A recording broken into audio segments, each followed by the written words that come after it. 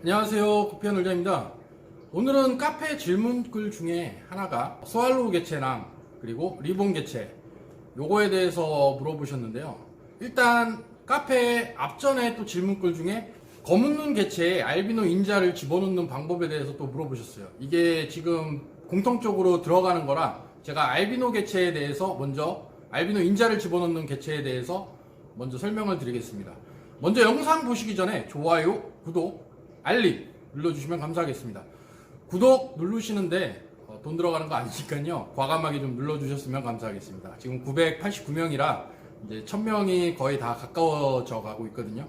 그러니까 구독 좀 눌러주시면 감사하겠습니다. 먼저 이 노멀 개체에 검은 눈 개체에 알비노 인자를 집어넣는 방법은 이제 일단 하프블랙 파스텔 같은 경우로 제가 설명을 해드릴게요. 검은 눈 하프블랙 파스텔에 알비노 인자를 집어넣고 싶어요. 그러면은 알비노 하프블랙 파스텔에 비슷한 퀄리티, 이 검은 눈 노멀 개체랑 이제 비슷한 퀄리티로 해서 교잡을 시켜야 후대의 퀄리티가 그렇게 많이 깨지지가 않습니다.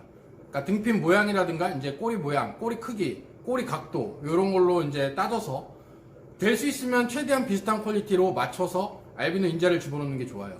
먼저 알비노 하프블랙 파스텔 암컷을 잡았다면 노멀 개체, 검은 눈 개체는 수컷을 잡아야 맞겠죠. 그렇게 해서 교배를 시켜서 F1에서 받으면 F1에서는 무조건 검은 눈만 나오게끔 되어 있습니다. 이 검은 눈 F1에서 검은 눈만 나온 개체에서 다시 교배를 시키면 F1에서 나온 암컷과 수컷을 잡아야 돼요. 그리고 나서 F2에서 교배를 시켜서 F2를 받으면 알비노 개체가 간간히 나오게끔 되어 있습니다. 보통 한 20에서 30% 정도 보는데요.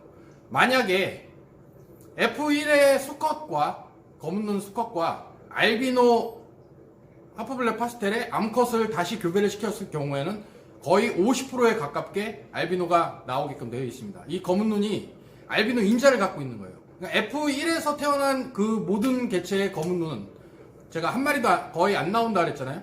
그리고 검은 눈만 나온다 그랬잖아요. 이 검은 눈은 이미 F1에서는 알비노 인자가 이미 들어가 있는 상태예요.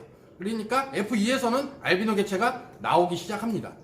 그렇게 해서 교배를 시켰을 경우에 알비노 인자를 집어넣을 때는 F1에서는 이제 알비노 인자가 들어간 개체가 되겠습니다. 마찬가지로 스왈로우도 똑같아요. 알비노 개체 같은 경우 열성 유전자잖아요. 스왈로우도 열성 유전자예요. 똑같아요.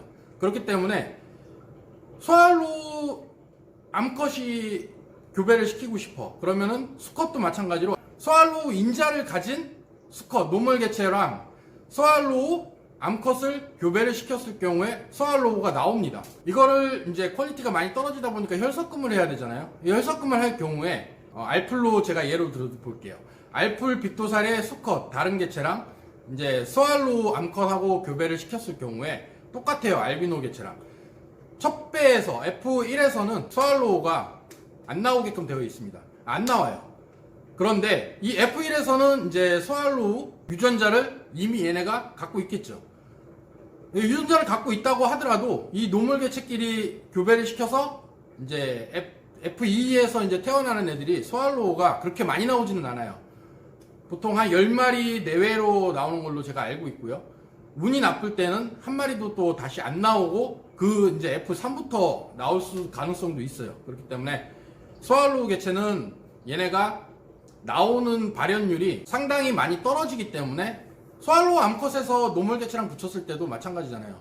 스왈로우가 무조건 50%가 나오는 게 아니라 스왈로우가 많이 나와야 20, 30% 정도밖에 안 나오기 때문에 얘네는 스왈로우 인자를 갖고 있어도 F3에서 나올 수도 있고 F4에서 나올 수도 있기 때문에 혈섞음을 한다고 하더라도 그렇게 이제 떨어지게 되겠죠. 그렇게 아시면 될 것 같고요. 그리고 리본 개체 같은 경우에는 리본 인자라는 개념이 없어요. 얘네는 우성 유전자이기 때문에 리본 암컷이랑 노멀 수컷이랑 붙여야 무조건 리본 개체가 나오게끔 되어 있습니다. 리본에서 태어난 노멀 암컷에서는 절대 후대에 리본이 나오지 않습니다. 마찬가지로 리본 암컷에서 태어난 노멀 수컷과 리본 암컷을 교배했을 때 리본이 한 50% 정도 발현이 되잖아요.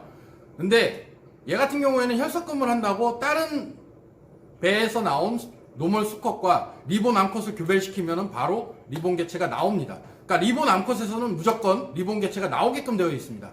그렇기 때문에 얘네는 좀 우성 유전자다, 이렇게 알면 될 것 같고요.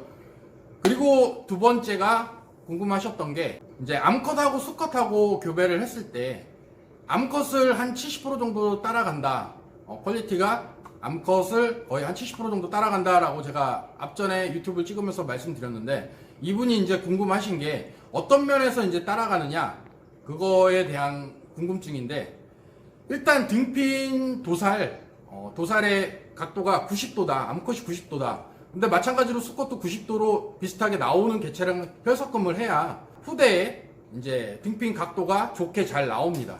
물론 이게 이제 꺾여서 나오는 개체들도 상당히 많아요. 그렇기 때문에 계속 암컷 위주로 고르시다 보면 당연히 수컷도 좋아야 돼요. 그런데 반대로 수컷은 90도로 나와. 근데 암컷은 뒤로 쳐져. 그럴 경우에는 후대에서 암컷을 90도로 잡았을 때보다 현저하게 후대에 떨어지게끔 되어 있습니다. 그렇기 때문에 70% 정도는 암컷을 따라가고 나머지 20, 30% 정도는 수컷을 따라간다, 이렇게 알고 계시면 될 것 같아요. 그냥 등핀 모양이라든가 이제 꼬리가 이제 커지는 개체 같은 경우 있잖아요. 그런 거 같은 경우에는 꼬리가 작더라도, 암컷이 꼬리가 작더라도 시작 각이 넓으면 수컷은 꼬리가 크게 나옵니다. 넓게. 그렇기 때문에 그렇게 해서 잡으시면 될 것 같아요.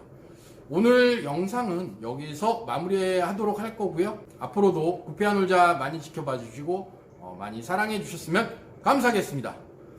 앞으로도 노력하는 구피한 놀자가 되겠습니다. 감사합니다.